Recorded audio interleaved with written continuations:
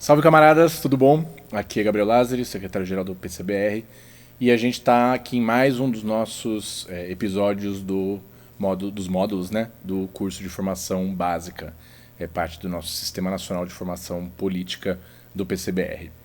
Nesse nosso encontro de hoje nós vamos falar sobre o Partido de Vanguarda e o Leninismo, né? Então o que é esse debate, né, sobre o que é um partido de novo tipo, um partido de tipo leninista, um partido marxista-leninista, e o que isso diz respeito à visão sobre a vanguarda, né, o que isso significa para o movimento dos trabalhadores e para o movimento revolucionário de um modo mais específico, né, mais particular.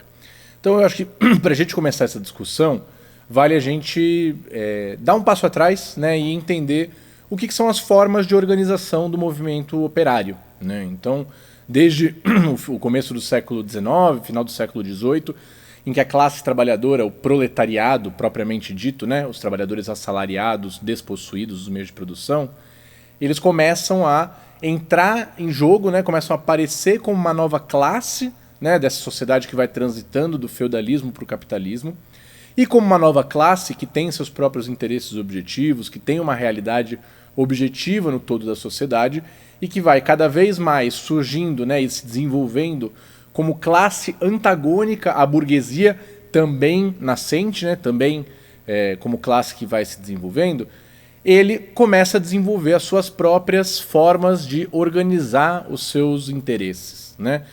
Uma das primeiras formas dessa organização eram as chamadas caixas auxiliadoras, né? O que era uma caixa auxiliadora? Eram formas em que os trabalhadores criavam para, através de uma espécie de associação, alguns tipos de, como fossem pequenos clubes, né, de operários de uma mesma localidade ou de uma mesma fábrica, eles desenvolverem arrecadações financeiras para outros trabalhadores, né? Uma ideia de solidariedade de classe, né, de ajuda mútua, que eram focalizadas principalmente em ajudar os trabalhadores que, seja por motivos de doença endêmica ou epidêmica, seja por motivo principalmente de doença laboral, eram demitidos das fábricas, né? Não tinha naquela época nada que se parecesse com o direito trabalhista, e essas pessoas, para não terem as suas famílias totalmente desalentadas, né, sem ficar com nenhum tipo de sustento, eram sustentadas dessa forma, né, por essas caixas auxiliadoras. Então, os vários operários de uma localidade começavam a se desenvolver essa caixa auxiliadora, cada um ia lá e dava a sua participação mensal, né, com um pouco que sobrava do seu salário, e essas caixas auxiliadoras iam desenvolvendo esse tipo de solidariedade de classe, né, um começo de uma solidariedade de classe. Não é à toa, né, e isso em outros episódios, né, outros episódios e encontros do módulo que a gente está tocando aqui no curso de formação já foram abordados. Rapidamente, né, no começo do século XIX, chegando até a metade do século XIX, tendo 1848, né, com a Primavera dos Povos, um momento muito significativo dessa luta, em que os trabalhadores vão desenvolvendo essas formas de organização e associação para aquilo que a gente conhece hoje como sindicatos, né?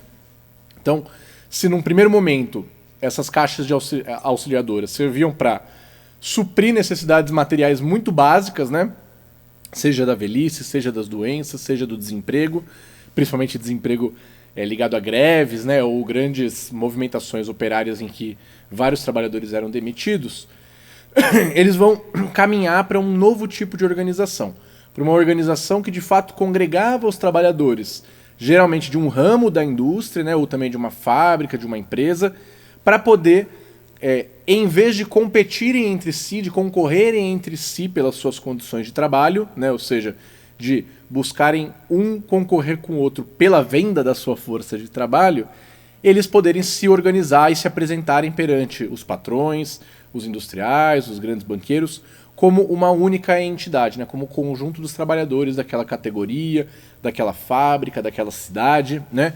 E esse foi o começo do desenvolvimento dos sindicatos como forma de organização política, né? E aí eu digo organização política em sentido lato, né? Claro que os sindicatos eles têm os seus limites e a gente vai falar sobre esses limites nesse processo. Então, historicamente, pela necessidade, né, de os trabalhadores se organizarem como classe, né, como o conjunto, o consórcio dos vendedores à força de trabalho, é que eles começaram a desenvolver essas formas sindicais, né, que vão ficar muito famosas, né, inclusive na nomenclatura do Lenin, pelo nome em inglês, né, não à toa. Isso surgiu na Inglaterra, né, ligado ao movimento cartista, né, de reivindicações como uma Carta de Direitos dos Trabalhadores, que vai ser o nome de Trade Union. Né? Trade Union nada mais é do que, hoje em dia, né, traduzido, sindicato. Né? Sindicato no sentido do sindicato de trabalhadores. Né? Então, o começo do desenvolvimento da classe trabalhadora, e eu acho que esse que é o ponto central aqui, né, ele vai levar ao desenvolvimento de formas de organização para aqueles interesses e aquela movimentação daquela classe trabalhadora. Isso é, uma movimentação da classe trabalhadora, do proletariado, né, como classe de vendedores à força de trabalho. Né? A gente sabe, né, e já estamos explorando isso em outros episódios, que a classe trabalhadora, né, que o proletariado, ele não se resume à classe que vende a sua força de trabalho. Né? Esse é o papel do proletariado na sociedade capitalista. Mas, e aí toda a economia, a crítica da economia política do marxismo, né, que o marxismo apresenta para a gente, consegue deixar bem claro o fato de que também o proletariado, pela sua própria posição na produção de riquezas, né, na produção de valores de uso para a sociedade capitalista, é a classe que efetivamente pode ser a última classe da sociedade. Né? Ou seja, o que isso quer dizer? Que existe no interesse objetivo do proletariado, né, que emana das suas próprias condições de vida, da sua própria posição nas relações de produção no capitalismo, uma possibilidade de ele não ser apenas aquela classe vendedora da sua força de trabalho. Né?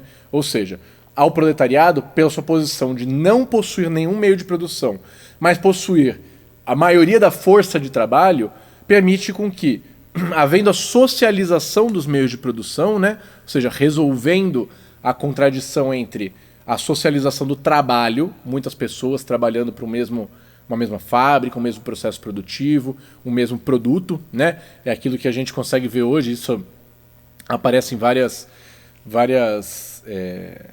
vídeos surpreendentes ou mapas que a gente consegue ver pela internet, né?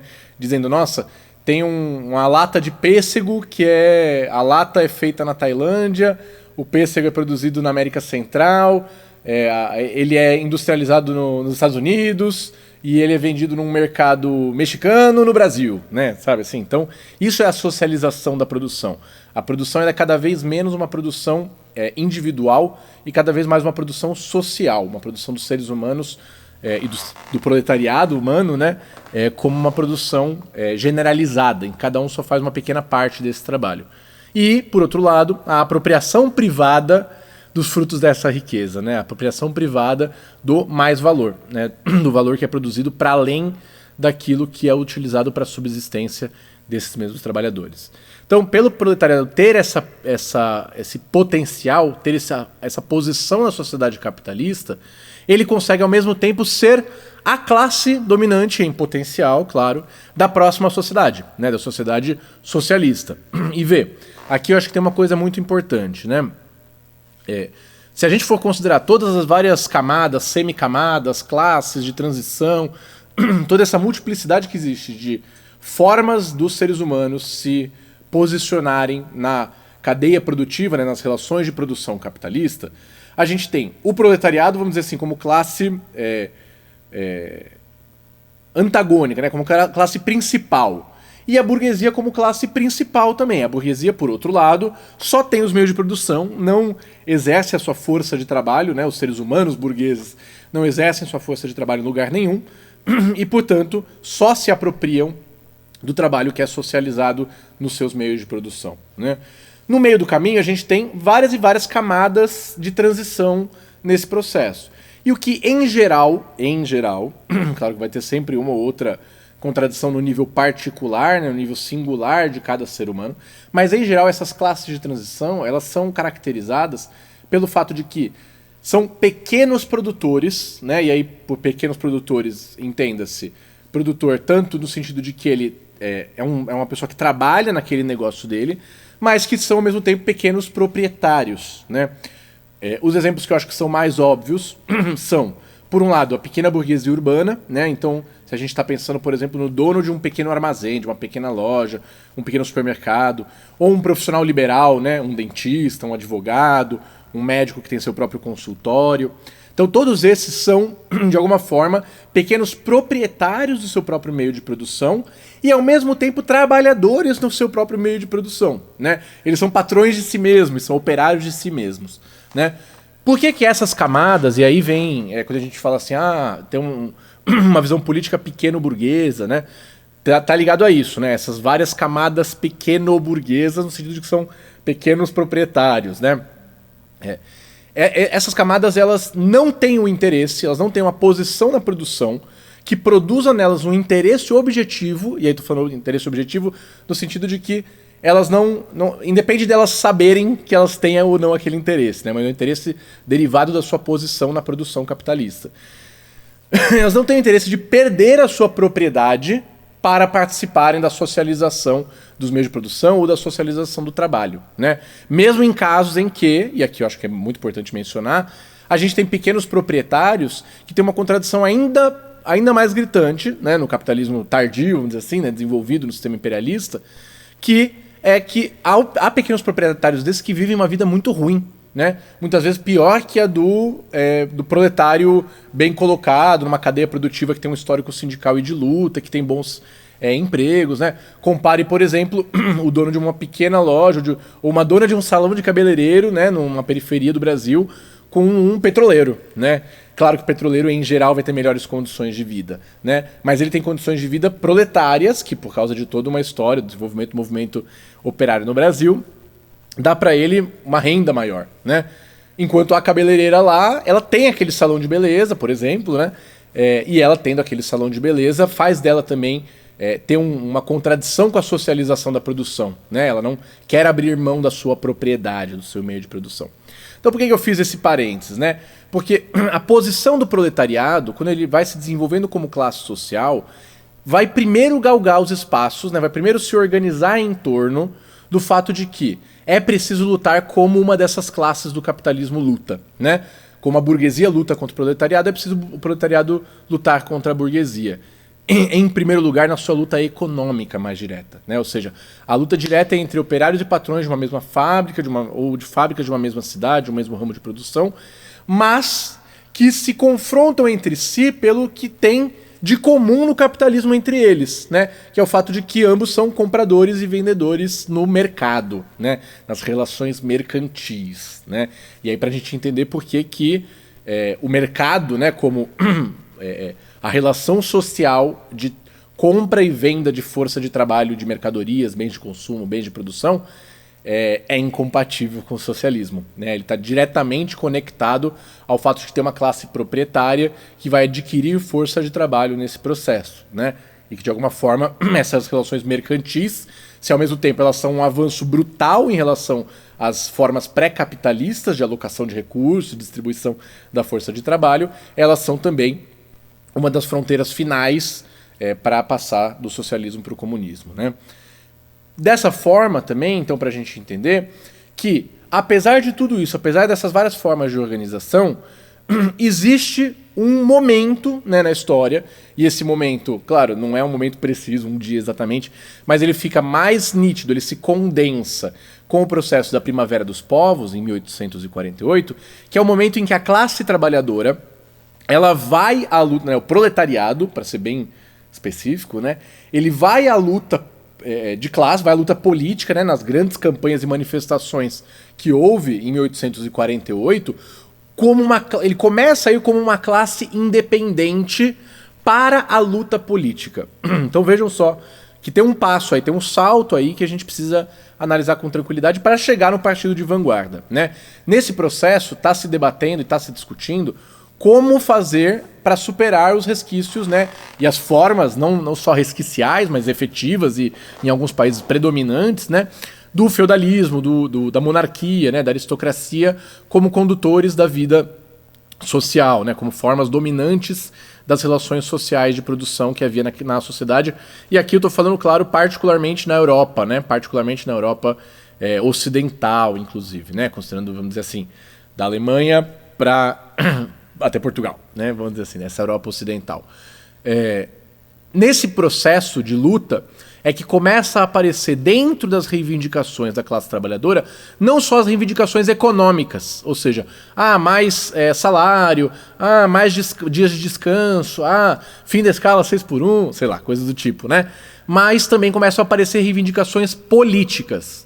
Reivindicações, e aqui política, vamos lidar no sentido bem estrito da palavra, querendo dizer aquilo que diz respeito ao poder de Estado, ao poder de comandar e dirigir a sociedade como um todo, né? Não política no sentido lato, amplo, né? De que tudo é político. Não, nem tudo é político. Tem coisa que é econômica e tem coisa que é política, diz respeito ao poder. Então os trabalhadores, eles vão nessa luta, né? Vão à luta nessas campanhas, né? Que, diga-se de passagem, aconteceram coisa de um mês e meio, tem que pegar a data exata, né? Depois da publicação do Manifesto Comunista, né? Que, claro, deve ter tido uma participação, mas, né? Calma lá também. O filme do Jovem Marx, né? Não é por causa só do manifesto que aquilo acontece, né?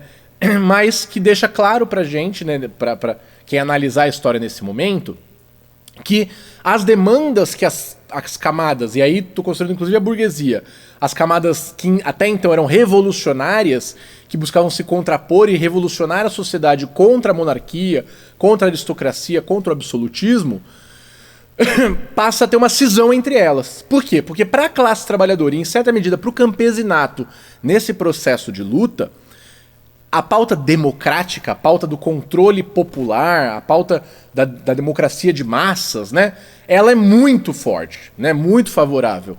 Enquanto para a burguesia, esse já é uma pedra no sapato, né? Ela sabe que se ela defender, como aconteceu na Revolução Francesa, uma democracia totalmente aberta, totalmente pública, eles serão os próximos a serem atingidos por isso, a serem alvos dessa democracia, né?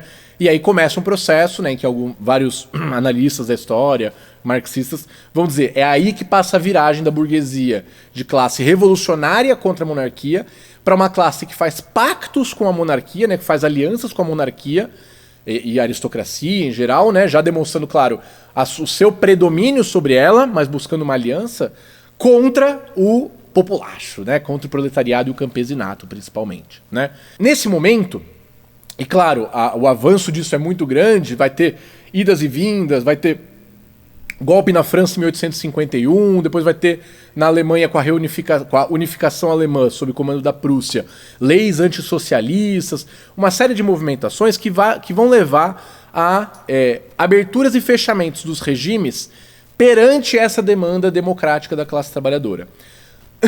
Em algum momento disso, né, e isso começa a aparecer em vários países em momentos diferentes, né, por exemplo, o fato de que muito rapidamente na Inglaterra se organiza... né, isso já desde o século XVII, né, mas se organiza uma Câmara dos Comuns junto com a Câmara dos Lordes, né, ou seja, uma forma de poder estatal, né, parlamentar, que tem o peso do voto popular.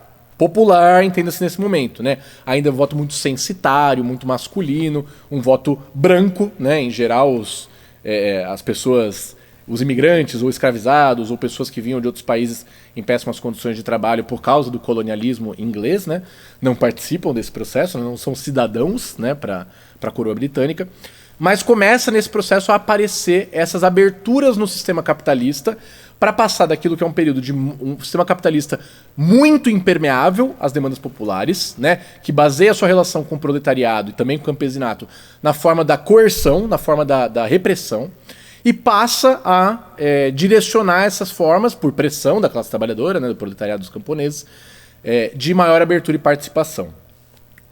O caso mais interessante disso é o caso justamente da Alemanha, né, que é um estado que se unifica tardiamente, né. A Alemanha até o começo do século XIX eram vários principados, ducados, reinados, né, que estavam organizados na Confederação Germânica, primeiro no Sacro Império Romano Germânico, depois na Confederação Alemã, e depois vão se caminhando para essa unificação sob o comando do Otto von Bismarck, né, que faz justamente esse gesto de tentar unificar os interesses burgueses, né, de certa forma republicanos, né, apesar de que a república só vem depois da Primeira Guerra, com os interesses monárquicos, né, de uma aristocracia, somente de uma aristocracia rural, né, conhecida com o nome de Junker, né, ou Junker, que é a forma dessa aristocracia rural que vai se convertendo em uma burguesia rural com o passar do século XIX.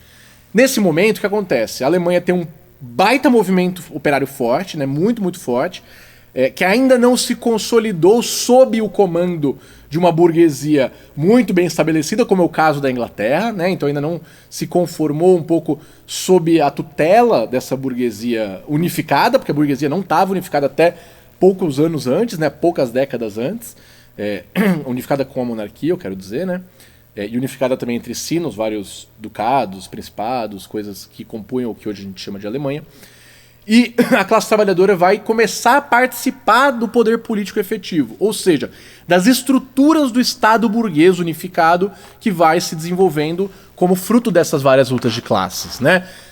Então vai aparecer nesse momento essa força do proletariado como um partido mesmo, né? Como uma forma de organização política. Não só uma organização de tipo sindical, né? De tipo da trade union, como diz o Lenin, né? Mas como uma organização política, voltada para o poder de Estado, voltada para o controle da sociedade como classe. Esses partidos, assim como na Inglaterra, na Alemanha, também na França, em outros vários países da Europa, né, que é onde o capitalismo estava desenvolvido, né, eles vão se confrontar com diversas formas de atuação, enfim, né, diversas particularidades em cada lugar, mas de um modo geral eles serão partidos de trabalhadores, partidos operários de forma bastante ampla, né? Todo mundo era parte, todos os trabalhadores podiam ser desse partido, e esse partido ia conquistando assim apoios eleitorais, formas de intervenção democráticas e por aí vai. E vão de fato conquistando espaços bastante importantes, né? Na Alemanha, esse partido é o Partido Social Democrata Alemão, né, que foi ajudado a fundar pelo Engels, né, e vai ter figuras tão importantes quanto, e tão polêmicas quanto, o Karl Kautsky, o Wilhelm Liebknecht, e depois o filho dele, o Karl Liebknecht, a Rosa Luxemburgo, o Eduard Bernstein, enfim, uma série de outros líderes, né, da assim chamada, o August Bebel, da assim chamada social-democracia alemã, da virada do século XIX para o século XX. E esses partidos, eles se configuram como formas, como expressões do poder da classe trabalhadora politicamente perante o capitalismo ainda. E aqui é uma coisa muito importante para a gente entender, né? Vamos lembrar que a classe trabalhadora como classe começava a se confrontar com a burguesia enquanto vendedora da força de trabalho lá atrás, e a burguesia como compradora da força de trabalho, ou seja, uma relação mercantil, né, uma relação econômica. E agora o proletariado, no final do século XIX, já começa a se colocar politicamente como classe. Ou seja, fazendo com que essas conquistas que ele buscava pudessem ser ainda mais aprofundadas e ainda mais conquistadas na forma de leis, de reformas, de uma série de pautas que pudessem ser pressionadas pelos trabalhadores e arrancadas ao Estado burguês para que eles pudessem ter as suas melhores condições de vida, melhores condições de luta, maiores liberdades democráticas, direito ao sufrágio universal e outras várias demandas que vão surgir, sociais, políticas, econômicas, por aí vai.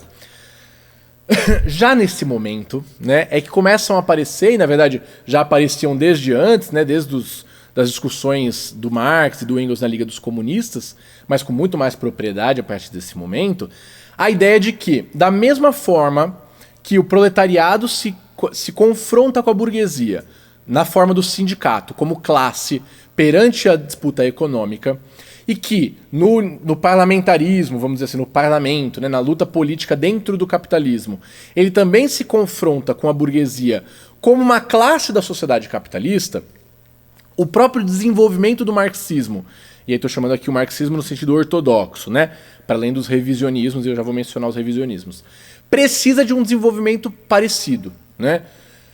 Na Rússia, e aí a gente já entrando propriamente no tema, chegando no tema do leninismo, é em 1898 que vários grupos começam a se unificar, né, na Rússia para a fundação, e que de fato conseguem fundar, o Partido Operário Social Democrata Russo, né? Esse partido ele está tentando seguir os mesmos modelos ou exemplos ou caminhos, né, dos partidos operários que já tinham surgido, né, na Europa Ocidental. Vale lembrar, num clima de muito mais abertura democrática, né, mesmo que a Inglaterra fosse uma monarquia, era uma monarquia constitucional já há mais de século. A França também, né, ela já estava na terceira ou quarta república, acho que terceira república já nesse momento.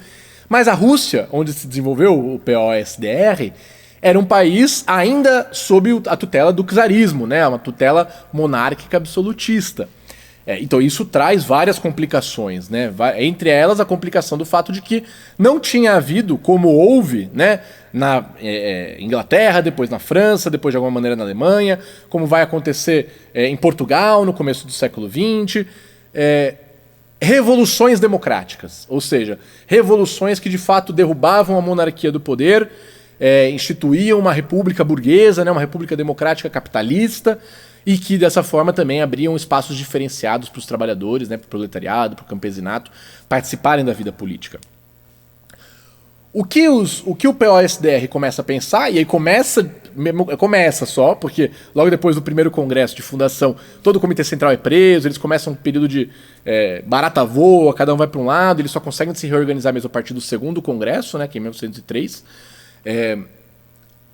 para o qual o Lenin escreve que fazer, né?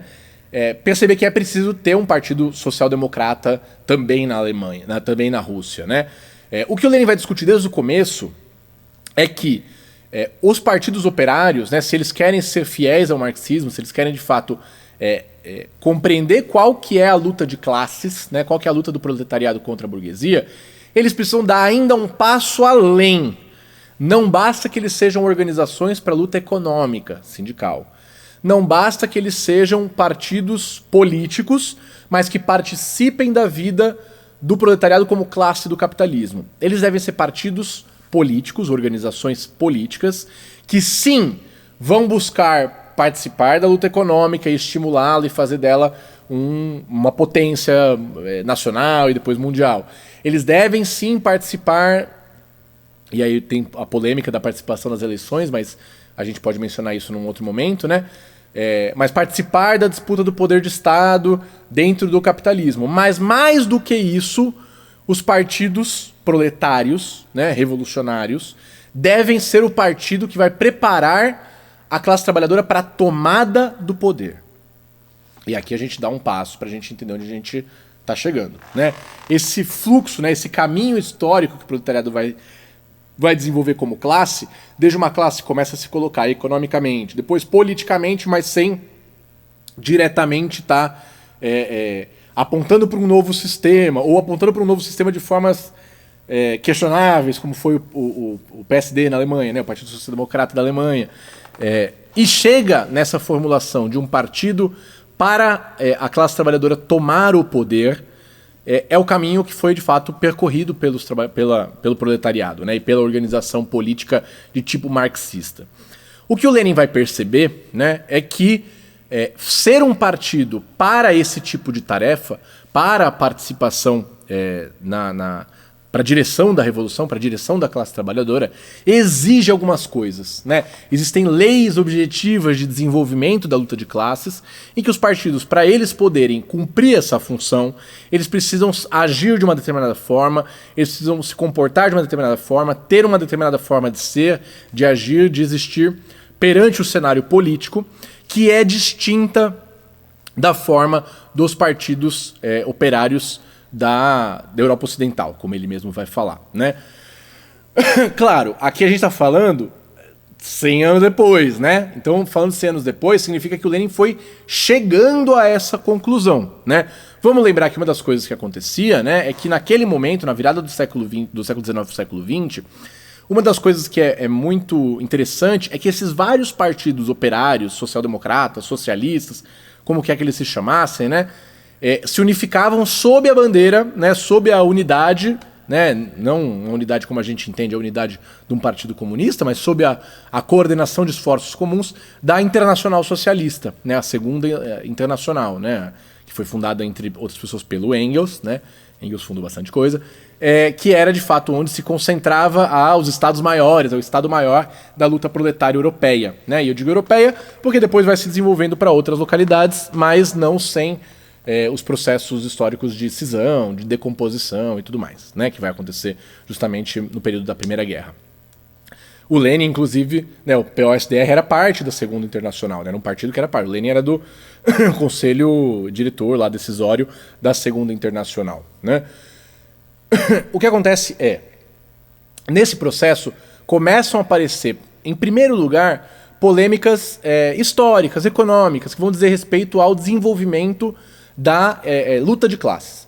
Essa polêmica, o Lenin vai desenvolvê-la, né, buscando sempre contrapor a visão dele, né, e daí eu estou chamando ele, e o grupo bolchevique, né, o partido que no momento era uma fração bolchevique dentro do Partido Operário Social Democrata da Rússia, e o que era a visão de alguns setores do Partido Social Democrata da Alemanha, né, particularmente a visão do Eduard Bernstein, né. O Eduard Bernstein, ele vai buscar fazer uma visão, uma versão que ele chama do marxismo, ainda no final do século XIX, né, no mesmo momento que está se unificando o Partido Social Democrata na Rússia, em que ele vai falar que as condições de democracia, de abertura política, de desenvolvimento do capitalismo na Alemanha levaram a luta de classe não ser mais aquela encarniçada luta revolucionária como pensou Marx, ele fala, né, nesses termos, mas ser um novo tipo de luta política. Por quê? Passando, na visão do Bernstein, passando da luta econômica para a luta política no parlamento, a classe trabalhadora conquistou o seu espaço. E é nesse espaço que ela vai conseguindo reforma atrás de reforma e produzindo mudanças na sociedade, na legislação, até chegar no socialismo, né? A Rosa Luxemburgo, ainda em 1900, né, lança o Reforma ou Revolução, né, uma obra sentando o sarrafo no Bernstein, um baita texto, inclusive, não é muito longo, recomendo a todo mundo que leia, em que ela vai inclusive ponderar isso, né, qual que é o papel da reforma na luta revolucionária. E o Lenin, muito semelhantemente, vai fazer essa mesma discussão lá na Rússia, né, na parte dele, né, demonstrando como a visão de que a classe trabalhadora cabe a luta econômica, mesmo os interesses econômicos, mesmo quando ela está fazendo luta política, para o Lenin, né, e para os russos, que estavam enfrentando ali um processo de uma revolução democrática, né, em que havia sim setores da burguesia buscando derrubar o czarismo, né, para fazer desenvolver o capitalismo na forma burguesa mais avançada, vamos dizer assim, né, é muito claro de que isso é uma bobagem sem tamanho, né, uma bobagem sem tamanho porque isso significa, para o Lenin, abandonar o papel hegemônico do proletariado nessa luta, né, o papel político hegemônico de carrega a luta pelo poder na sociedade para a mão da burguesia e fala, não, para os trabalhadores só nos cabe aqui a luta econômica. A luta, como a revolução democrática, deixa a política na mão da burguesia, né? Então, por trás dessa visão de como construir um partido, né, tá essa visão de que ou a gente constrói um partido que de fato seja na tarefa da Revolução Democrática daquele momento, seja na tarefa da Revolução Socialista, que é o nosso momento, e que muito tranquilamente se poderia dizer que já era um momento na Alemanha, né, naquele processo de 1900 até a Primeira Guerra Mundial, né, já era isso muito óbvio, é óbvio para Rosa Luxemburgo, por exemplo. Ao proletariado cabe o tempo todo buscar ser a classe que pode arrastar outras camadas exploradas e oprimidas atrás de si, e desse processo oferecer uma resistência e um processo de combate duro contra, ao mesmo tempo, a burguesia e a monarquia, né? Então, essa visão de que ao proletariado cabe sim as tarefas políticas, e ele diz o Lenin, né? Inclusive, quem só democrata deveria apoiar os social-democratas, porque são só os social-democratas que estão de fato comprometidos com a democracia. Quem é só socialista também tem que apoiar os social-democratas, porque só os social-democratas estão de fato comprometidos com o socialismo proletário, não com o socialismo camponês e coisa do tipo, né?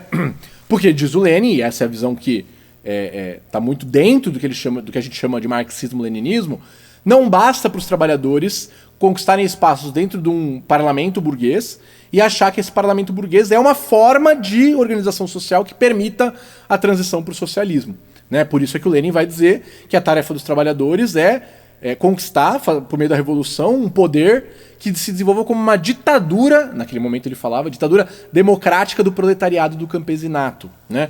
Como uma ditadura das classes exploradas e oprimidas contra as classes dominantes, né? Então é uma diferença muito substancial. Para o Lenin, então, falando tudo isso para entender qual que é então o papel do partido, né? O papel do partido não é ser, e aí já a gente vai dar um passo mais filosófico, né? Mas não é ser só aquele que participa do cenário burguês, mas ele deve funcionar como um impulsionador a cada momento da luta mais avançada do proletariado no rumo dessa tomada de poder. Porque o partido ele não pode corresponder ao nível de consciência e organização, o partido comunista, né, ao nível de consciência e organização nem só da luta econômica, nem da luta política só nos marcos da democracia burguesa, mas deve participar da luta política revolucionária, aquela que quer tomar o poder de Estado da mão da burguesia, e não só disputar esse poder de Estado nos marcos do que é permissível dentro do capitalismo, né? Dando um passo, então, né, a gente consegue ver que tem duas formas muito bem determinadas e muito distintas do que são partidos operários, né? O Partido Operário de tipo reformista, que hoje a gente chama de reformista, mas que era o Partido Social Democrata, né? E o Partido Operário de tipo leninista, de tipo revolucionário, né? Ao partido, e aí dando um passo assim pra gente tentar entender isso em termos um pouco mais filosóficos, né? Para o Partido Operário de tipo social-democrata, né, esse partido de massas, que tem grande presença parlamentar a todo tempo e tudo mais, ele opera numa dinâmica de identidade, né? Uma dinâmica de que a todos os trabalhadores todos os trabalhadores cabem naquele partido, né? Cabem naquele partido independentemente do quê? Independentemente da sua condição ideológica, da sua capacidade de se envolver na ação, né? É um partido que ele se identifica com a classe. Ele quer ser o mesmo que a classe, né? Guardem esse pensamento. O partido de tipo leninista não é desse tipo, né? E aí começa a surgir essa distinção, né? Ele quer ser um partido de vanguarda. Qual que é a diferença, então, do que a gente está falando aqui? Enquanto o partido de tipo de massas, social-democrata, quer ser o partido que corresponde à classe, o partido de vanguarda quer corresponder, quer ser o partido que quer ter na sua ideologia, no seu programa, nas suas discussões, na sua agitação, na sua propaganda, os elementos mais avançados daquela classe. Por que isso, né? Porque, do ponto de vista, inclusive, eleitoral, faz muito mais sentido trabalhar no nível da consciência média da classe. Vou dar um exemplo bem concreto. Existe uma camada muito significativa do proletariado no Brasil que é contra a legalização do aborto, né? E claro, isso é uma coisa que para nós comunistas é óbvio que deve ser um direito extensível a todas as pessoas que gestam. Mas para o conjunto da classe trabalhadora, para o conjunto do proletariado, isso não é uma questão consensual. E aí por vários motivos, por motivos religiosos, por motivos moralistas, por todo tipo de motivo, né, que foi sendo introjetado e construindo na classe trabalhadora para dizer respeito a interesses reprodutivos que não são os interesses da classe trabalhadora, né? Vamos lembrar que, por um lado, o controle e a autodeterminação, vamos dizer assim, dos corpos, né, que gestam, é do interesse da classe trabalhadora, no sentido de impedir a intervenção e a repressão estatal contra esses interesses, né, e por isso legalizar o aborto. E por outro lado, é do interesse da classe trabalhadora também ela própria controlar a sua própria natalidade, né, sem precisar da intervenção estatal burguesa para entender se ela deve ou não ter um filho, né, se as pessoas devem ou não ter filhos e constituir e dar forma de reproduzir esses filhos. Para o partido de massas, se ele quer se identificar com a consciência média, para ele parece inconcebível, inclusive porque isso, em tese, vai fazer ele perder votos, né? Então, temos que lembrar sempre o partido de massas com essa ligação com a dinâmica parlamentarista, com a dinâmica eleitoreira, não eleitoral, eleitoreira, né? Coloca nas eleições o fim em si mesmo, né? Ele vai perder voto, né? Ele vai se descolar da consciência média da massa se ele falar uma coisa mais avançada que a massa, né? Portanto, essa dinâmica de identidade, né? De A é igual a B, né? O partido é igual à classe. E se o partido for igual à classe, numa sociedade de classes em que a ideologia dominante é sempre a ideologia da classe dominante, também nesse partido vão ser estimulados, para mais do que existirem estruturalmente, vão ser estimulados os desvios ideológicos, né? Vão ser estimuladas as formas ideológicas burguesas. Por outro lado, para um partido de vanguarda, que ele quer ser não a classe, mas os elementos mais avançados daquela classe, que é reuni-los, potencializar a sua força, porque entende que, tendo os elementos bem firmes, bem apontados para um objetivo, que é o da tomada do poder, da ditadura do proletariado, da construção do socialismo e comunismo, esse mesmo partido tem mais força Porque a força dele não está apenas na questão eleitoral. A questão eleitoral não é um fim em si mesmo para o Partido Revolucionário. Ela é um ponto de apoio particular em condições determinadas de abertura democrática, mas que serve à função de estimular e agitar para a classe trabalhadora tomar o poder. Se esse partido, né, se essa forma partidária de vanguarda abre mão da sua posição de mais consciente, ela perde o objetivo final, né? Ela perde o lugar onde ela quer chegar. Porque ela não consegue, no processo de confrontar a consciência média da massa, aqui é importante, convencê-la, né? Se você não sabe o que você quer, você não consegue demonstrar isso para os outros e trazer argumentos e convencer as pessoas pelas palavras e pelas ações.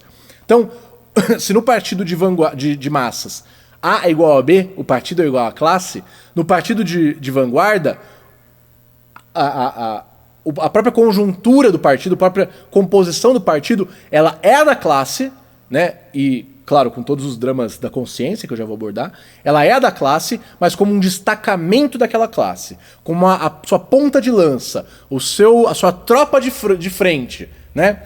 E por isso, nos momentos em que ela consegue, né, esse partido consegue, usando uma boa conexão com essa consciência média, né? O partido não pode ficar parado, né, lá na frente, falando assim, venham para a ditadura do proletariado. Isso também não se conecta com a... E daí não é vanguarda, né? Vanguarda é quem está à frente de uma tropa, né? Se você está à frente, mas não tem tropa atrás, você não é vanguarda de nada, né?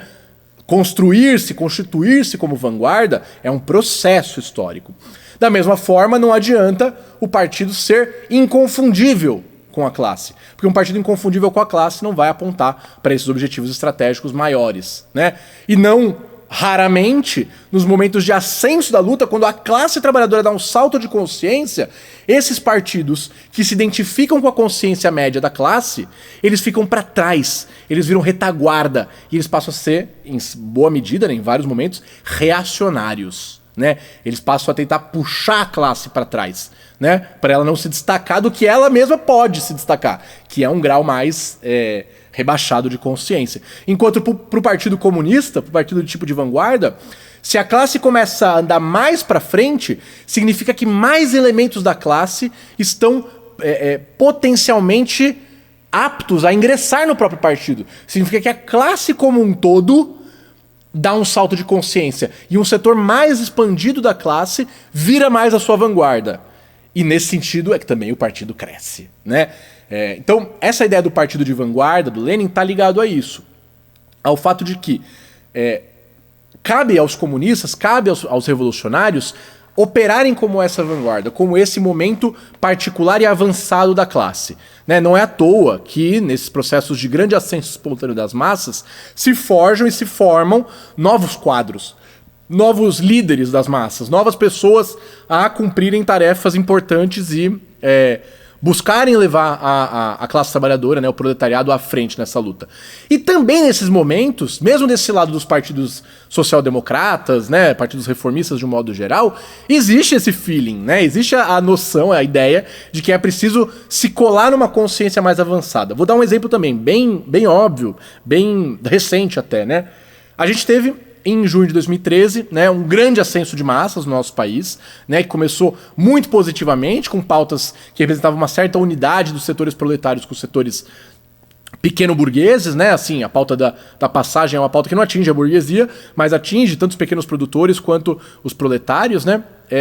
E rapidamente esse ascenso de massas tomou corpo na rua, tomou uma forma de questionar de fato várias coisas do status quo capitalista brasileiro, né? Quando se falava, tendo em vista, né, que a Copa do Mundo seria em 2014, que se queria uma saúde padrão FIFA, ninguém estava falando de saúde privada, ninguém estava falando de doutor consulta, né, Prevent Senior, estava se falando de uma educação pública, de uma saúde pública, aliás. Quando se falava em educação padrão FIFA, era isso que apontava. Então vejam, aponta para um processo de avanço da classe trabalhadora, de conquistas. E aí, dois momentos para a gente entender essa análise, né? Primeiro momento, no meio das jornadas de junho de 2013, pronunciamento da presidente Dilma em rede nacional dizendo: tudo que vocês estão falando é ótimo, mas temos que manter a lei e a ordem. Esse é aquele primeiro momento que eu falei para vocês, né? Que é Quando no momento em que a classe dá um passo à frente, as forças que se identificam com a consciência média atrasada da classe vão tentar puxar o movimento para trás, dizer, não, até que vocês estão certo, mas o caminho tá errado, porque vocês estão indo muito rápido, estão avançando muito, estão se descolando da burguesia. Tá? Aí que tá. Estão se descolando da burguesia nesse processo de luta.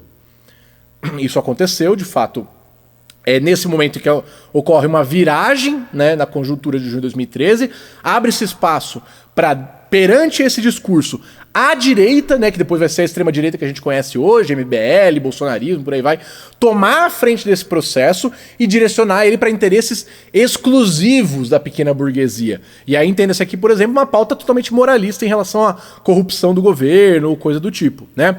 Em que pese que todo governo no capitalismo é corrupto, né? Ou seja, tem um moralismo típico da pequena burguesia, né, que não tem interesses objetivos muito claros, né, mas tem interesses subjetivos de aparecer como uma classe digna no capitalismo, apontam para isso, né? E aí, se não bastasse esse primeiro momento, né, em que esse partido de massas, como está conectado com a consciência média rebaixada da classe, puxa a classe para trás, o segundo momento é ainda mais curioso, mais interessante para a gente analisar. É que nas eleições de 2014, a gente teve, talvez a campanha, já depois do primeiro governo Lula, né? Depois de 2002, depois da primeira campanha vencedora do Lula, a campanha mais à esquerda do PT de todos os tempos.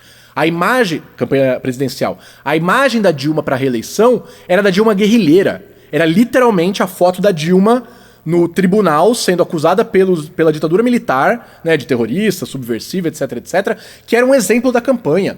Era a foto dela fichada pela polícia, que era apresentada nos cartazes, apresentada na propaganda, como uma guerreira da democracia, guerreira contra a ditadura, contra a extrema-direita.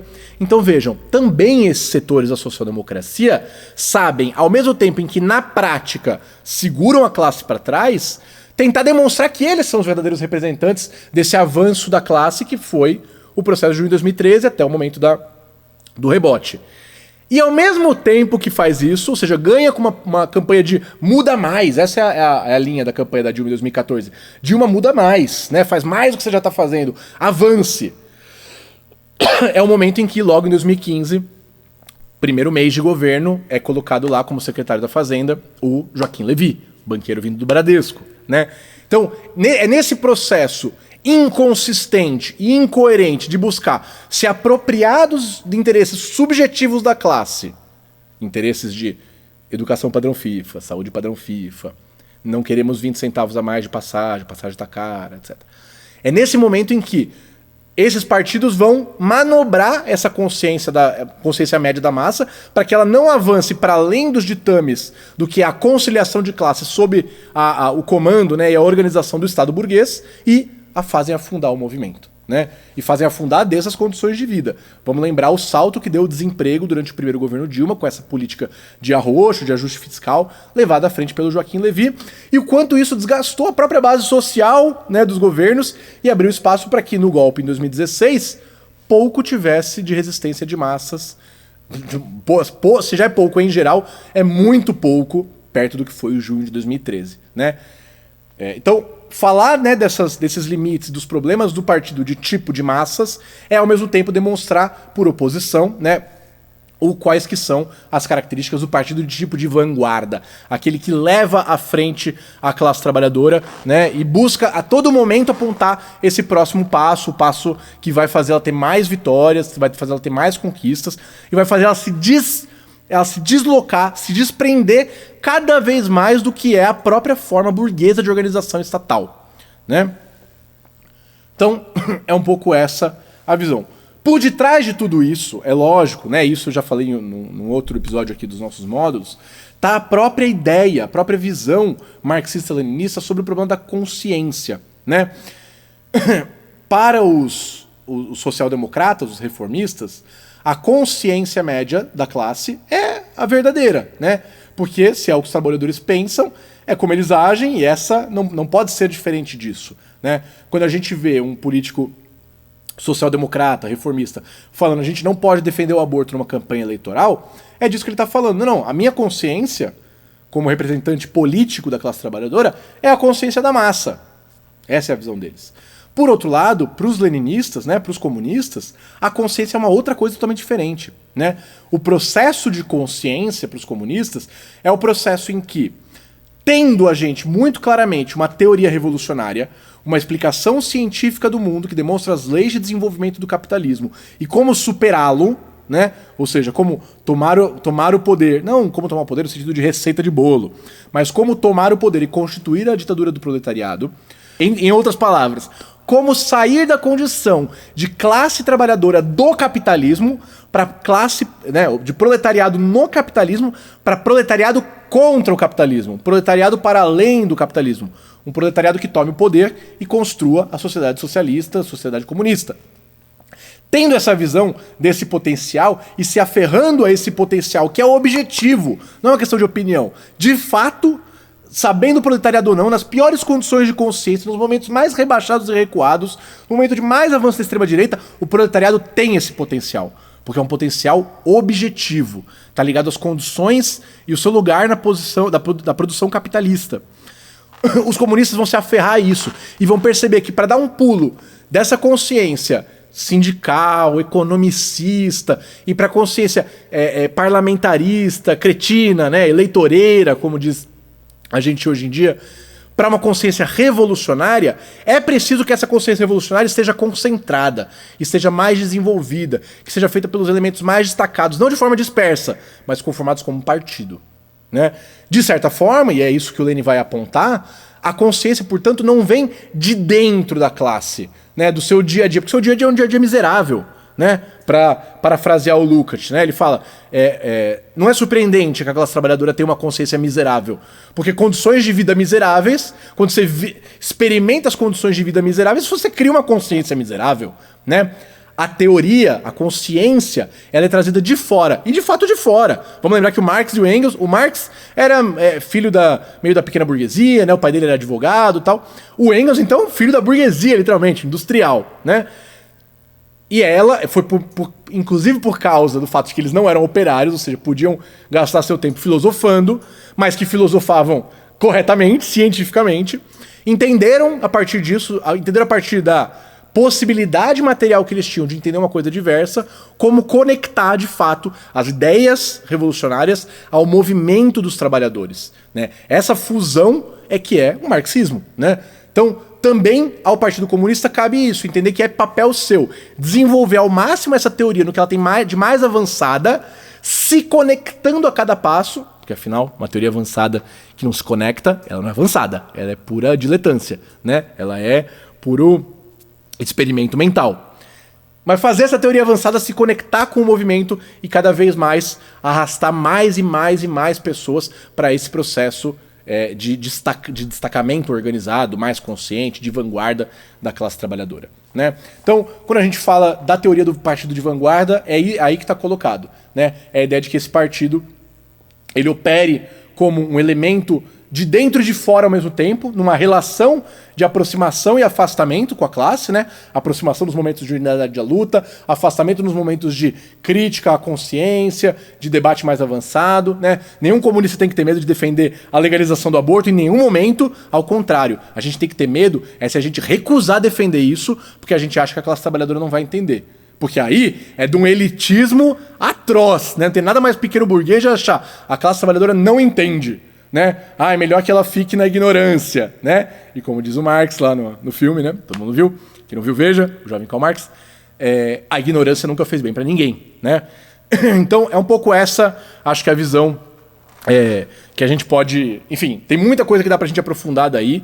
A gente pode falar também sobre esses momentos de o que significa então na tática, né? Na estratégia tá bem claro, né? É o processo de ir conquistando coisas através de reformas. Inclusive, primeiro, reformas para o socialismo. E hoje, foda-se, né? Nem só isso, reforma pela reforma. E nem reforma, né? Se a gente vê o social-liberalismo aí do PT, por exemplo, nem reforma não faz. Ao contrário, faz contra-reforma, vai jogando cada vez mais em cima da classe trabalhadora.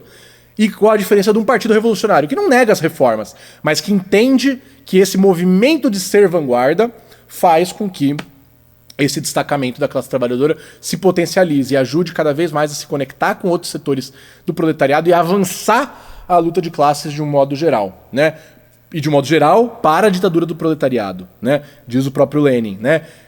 Marxista não é só quem entende que tem luta de classes. É quem entende que tem luta de classes e a solução dela é a ditadura do proletariado. Né? Quem entende só que tem luta de classe não entendeu nada até agora. Né?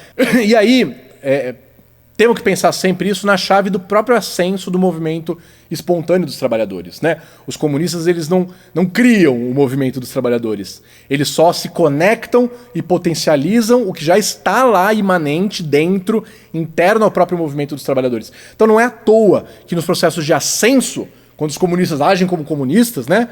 Não quando agem como social-democratas, mas quando agem como comunistas, nesse momento de ascenso, os partidos crescem, tem mais e mais quadros afluindo para os partidos, né, comunistas, e no momento de descenso é o contrário. Mais difícil fica no partido, mais difícil ficam as situações, mais é exigido do partido disciplina, trabalho de consciência, propaganda, agitação, formação política, né? Porque nos processos de ascenso é muito natural, né? Vai-se junto e as pessoas, o proletariado afluindo à cena política espontaneamente, indo participar espontaneamente da política que ele nunca participa, ele ganha mais espaço, ele consegue mais consciência nesse processo, não só teórica, né? A teoria ela vem para dar um tapa, né? Para fazer aparar as arestas, mas a consciência mesmo se desenvolve nos processos de luta efetiva, que de fato conformam essa consciência de classe, né? Da classe trabalhadora como tal, né? E isso é muito visível em qualquer processo revolucionário, né? Se vocês lerem, e recomendo que leiam, Os 10 Dias que Abalaram o Mundo, né, do americano John Reed, que vai acompanhar a Revolução Russa, né? Era um comunista americano que vai acompanhar a Revolução Russa, escreve um relato, né, desse processo. Ele fala, quando os bolcheviques ganham a maioria no Soviet Supremo, ele fala, há poucos meses atrás, os bolcheviques eram, com essas palavras, é um baita trecho, tá? Depois procurem certinho que eu vou citar errado. Ele fala, eles eram até poucos meses atrás uma seita desprezada pelos trabalhadores. Seita desprezada por quê? Porque eles eram contra a participação na guerra, queriam que a Rússia perdesse a guerra, né? Eram contra o governo provisório, mas cada vez mais as próprias condições materiais e a própria existência da guerra, a própria existência do governo burguês provisório, vai mostrando para eles que, para os trabalhadores em geral, né? Para o proletariado em geral e para os camponeses também, que a solução está com os bolcheviques, que apontam coisas muito simples: pão, paz e terra, né? E nesse processo, e aí diz o John Reed, e vê-los subindo poucos meses depois no posto mais alto da revolução é uma coisa emocionante. Daí ele fala lá várias palavras bonitas, mas que demonstram isso, né? Se a gente pega o crescimento dos bolcheviques, né, tem cifras aí questionáveis, né, polêmicas sobre o numérico, mas tem gente que fala que os bolcheviques eles tinham por volta de 10 mil militantes, né, 15 mil militantes mais ou menos, quando estoura a Revolução de Fevereiro, em 1917, e eles têm 150 mil militantes quando se dá o passo final da Revolução de Outubro, quando de fato os soviets tomam o poder na Revolução Russa, né? Porque a classe trabalhadora estava em ascenso. A classe trabalhadora, né, o proletariado, o campesinato estavam em ascenso, e esse ascenso se correspondeu à visão que os bolcheviques já haviam martelando desde o começo da Primeira Guerra, né? E aí, ou seja, eles agiram como efetivamente uma vanguarda, aquele que aponta o próximo passo, aquela tropa de frente, aquela ponta de lança, né? Então, eu acho que é um pouco isso, né? A gente poderia falar muitas e muitas coisas ainda sobre o leninismo, o problema da consciência. Tem um vídeo muito bom, um episódio muito bom desse nosso módulo de formação, que é o do Gabriel Landi, falando sobre hegemonia, se está totalmente imbricado nesse assunto, né? Eu quis contar um pouco mais da história das formas políticas para a gente entender. Tem também um outro vídeo também do Gabriel sobre a questão do centralismo democrático, né? Ou seja, o que é esse centralismo democrático, como que ele cria essas condições de intensa disciplina, de intensa unidade de ação e ao mesmo tempo de amplitude dos debates, da formulação teórica, da síntese ideológica, porque é disso aqui que a gente está falando, né? Um partido ele só vai agir dessa forma de vanguarda se ele for inquebrantável na sua ação, se a cada momento essa ação for absolutamente unitária, né? E ao mesmo tempo ele só se conforma como vanguarda, porque a tarefa dele é a tarefa, em primeiro lugar, da consciência, se para chegar lá ele se constrói através do mais amplo, do mais aberto debate, discussão e formulação teórica dentro da teoria revolucionária, porque é isso também que diz o Lenin, diz isso lá no primeiro capítulo do Que Fazer, que é assim, muito bacana os defensores da liberdade de crítica, mas eles querem liberdade de crítica para falar o quê? para defender o mesmo economicismo que está sendo defendido lá na Alemanha pelo Bernstein? Esse aí, meus amigos, não precisamos. Não precisamos de revisionismo, diz o Lenin, né? Os defensores desse economicismo, né, os defensores naquele momento da liberdade de crítica, fala: nos querem impedir de ir ao pântano. E o Lenin diz: não só não queremos impedir, como queremos que vocês vão, e vão rápido pro pântano. Só larguem a nossa mão. Né? Então é um pouco essa visão, eu acho, do partido de vanguarda, né? É um partido que não vai apertar a mão, né? Não vai se deixar levar para o pântano, mas que vai o tempo todo trabalhar essa consciência avançada, esse processo de visão ideológica, estratégica avançada no seio da classe trabalhadora, né? Do proletariado em particular. Então é isso, meus camaradas. Como eu falei, tem muitos outros vídeos e textos que a gente vai falando aqui, só que eu mencionei o texto do John Reed, que não é tão teórico, mas o texto da Rosa Luxemburgo, Reforma e Revolução, o texto do Lenin, né, O que Fazer. O que Fazer é assim, é um absurdo. O que Fazer você tem que ler assim, todo ano, toda vez que eu reli, né, tenho quase 10 anos de militância, todos os anos eu tento reler esse livro, todos os anos eu aprendo coisa diferente, né? Me aprofundo mais, entendo melhor o partido, entendo melhor o processo do bolchevismo e tento não transpassar mecanicamente, essa é a nossa tarefa para o dia de hoje, né? Não transpassar mecanicamente nenhuma dessas conclusões, mas produzir, né, constituir, forjar na luta um partido que se torne a vanguarda, né? Ninguém se autodeclara a vanguarda.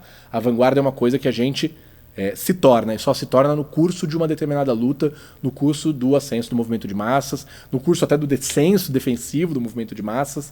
É assim que se forja a vanguarda, é assim que se forja a relação entre a vanguarda e a massa, que é uma relação que sem ela não existe vanguarda, né? Então é isso, meus camaradas. Bons estudos aí para todo mundo. Nos vemos num outro episódio. Sigam acompanhando o nosso Sistema de Formação, Sistema Nacional de Formação Política do PCBR. E até a próxima.